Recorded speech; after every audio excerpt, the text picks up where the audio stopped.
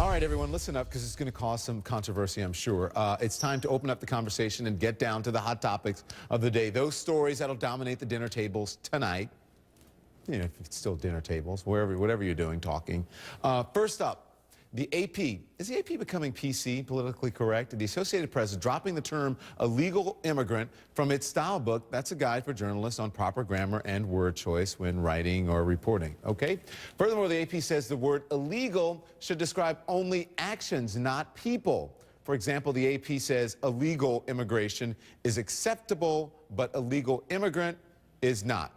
In a blog post, the executive editor explained the reasoning, quoting her now. She says, we had in other areas been ridding the style book of labels. We concluded that to be consistent, we needed to change our guidance. Apparently, Senator John McCain won't be following the style book. He was at a town hall when someone asked him to stop using the, quote, I word that is illegal, according to the Arizona Republic. This is how McCain responded. He said, quote, someone who crosses our borders illegally is here illegally.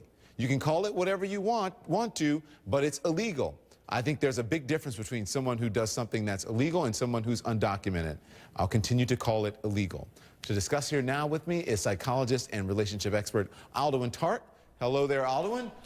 Veteran Washington journalist and blogger Craig Crawford, Emily Miller, senior opinion editor of the Washington Times and television, and National Public Radio host Faith Saley. Okay, is that right? Saley, Sally? They said. You got it, Don. Saley. Saley. Okay, so Faith, since I butchered your name, I'll start with you. Do you agree with John McCain or do you agree with the AP? You know, I applaud the AP for being conscientious about language and being transparent about why they're evolving or making choices about their language. But my feeling is what's more important than where you stand on the, whole immigration morass is that this sparks a debate about language and how it matters and why it matters to Americans. And we saw that last week with Alaska Representative Young using the W word, wetback. And we see it this week with Rutgers firing their coach for using gay slurs. Yeah. The wetback word and the illegal immigrant, that is not the same thing. And by the way, now I know you. You're the CBS Sunday Morning lady, and I see you all the time. I'm that lady. You. That's okay, right. Now I get it. No, I'm not. Is there anyone on this panel? Raise your hand if you disagree with what Faith said and what. Go ahead. Well, I'll tell you, first of all, John McCain's absolutely right. And it is a shame. The AP claims it's this, the wire service of record and straight news. This is clearly an agenda to persuade the public leading up to the Senate debate over immigration reform. I mean, it is ridiculous. They are illegal. So they are illegal immigrants. There's nothing else we can call them. It's like saying, a convicted felon is just someone who's living for the time being in prison. You bring up this is what it is. A very good point. PC language gets so completely out of control, and once again, we've seen that happen in the mainstream media. I think we got to remember, Don, the AP is not saying banning the use of the word illegal. You mentioned in the setup, they're saying illegal immigration is still okay. People who are here illegally is still okay. They're trying to get away from stigmatizing people Emily has a very good point. She has a very good point.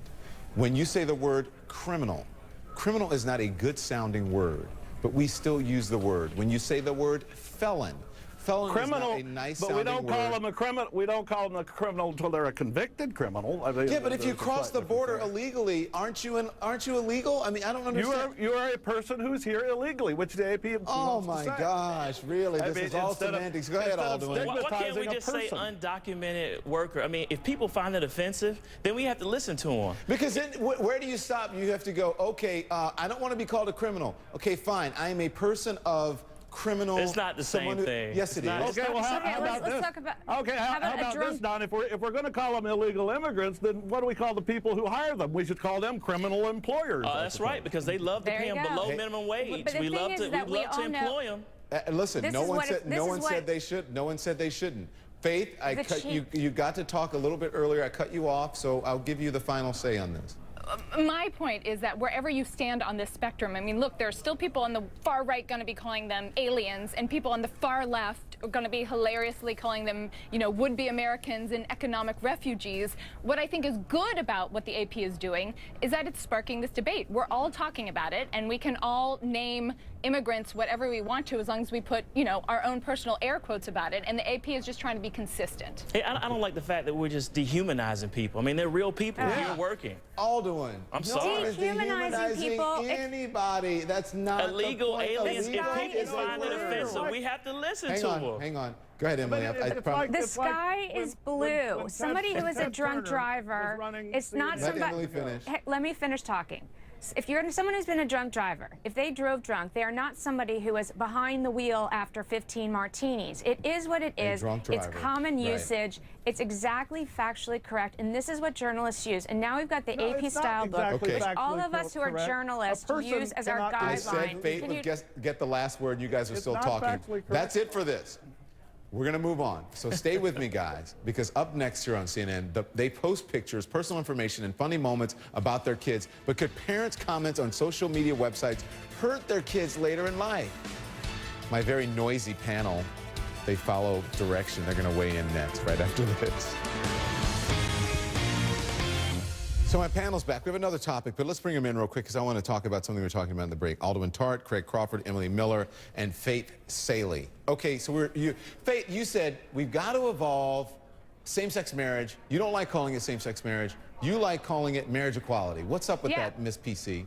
Well, I don't know that that's PC. I think it's more Catholic with a small c. It's, you know, years ago, broadcast journalists were saying homosexual. Then they started saying gay marriage, same-sex marriage. It's about marriage equality. It's not about gay people and straight people. It's about everybody having the right to be married. Okay. And what I said to you during the break was in the 60s, they didn't call it black rights. They called it civil rights. Everybody gets rights. Well, we made the Well, and I change. was saying, I was just at the Marriage Bureau this week, and they didn't say gay marriage. I'm marrying my male partner of 25 years on Saturday, and it just said spouse and marriage. There was no distinction made. I look forward to the day we just all call it marriage. Okay, so I have to say CNN made the change 6 months ago, so we are way ahead of the curve. Here's what I say as a person like you, Craig. I don't care what you call it. Just give me the same rights. You can call it whatever you want. You just want the same rights. Congratulations, okay, so listen. Craig. Yeah, Yeah, congratulations, too. I just Our wish invitations they would must got short- lost in the mail. But I just wish they'd shorten the lines at the Marriage Bureau. That's all we got left to complain about now. Let's which is move good. on. Up next for the panel, parental TMI. You know what I'm talking about. Moms and dads gushing about their kids online and everywhere else. And for many, it's simply too much information, TMI. Well, now there is a new book, quote, all about the jaw-dropping, self-indulgent, and occasionally rage-inducing world of parent overshare. Author Blair Koenig even divvied up the postings into categories like mommy jackers and sanctimommies. It's based on her blog, which chronicles parents oversharing. Here's one example. OM goodness, my daughter has officially begun puberty. She's only 10 years old and tells me after school today that she started her period. Is this happening? At school yesterday. Is this really happening? And another, my baby is so smart. How many 21-month-old babies do you know who can count to 10?